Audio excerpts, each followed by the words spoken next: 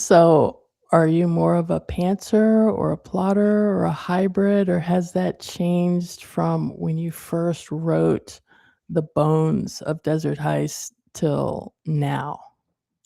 Uh, Probably like a lot of people, I think I'm a combination. I definitely outline. I know essentially where the story's going to go and kind of the key points, and that's because I am always thinking about it. I'm always turning over plot points in my mind, and that's just not necessarily for the book I'm writing. I mean, I'm writing book 3, and I will continuously have thoughts about book 6 that come into my head.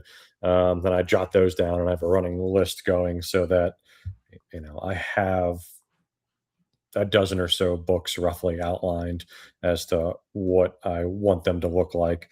As when I That's which is beneficial because when I know where I want book 12 to go, I can incorporate things into book 1 and 2 that you won't think much of now, but maybe on book 6 or book 8 or book 12, that will become apparent and you will see that it was woven throughout the story the entire time. So it's a lot of fun that I like naturally think that far ahead.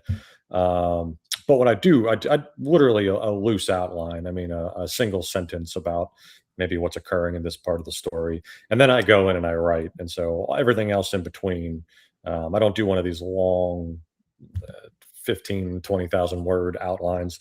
I wouldn't even know how to do that, to be honest. I just have a rough outline of where I want to go, and then I go in and I write the story, and that's where the pantsing part comes in, where it just kind of evolves, and some things will change as I'm writing it, and maybe it'll. Uh, I've heard writers say this before, and it's completely true. Sometimes the story or the characters take you maybe in a direction you didn't realize it was going, but that's the way that it naturally progressed, and that's the way it's supposed to go. So you go with it. So a long-winded way of saying a little bit of both.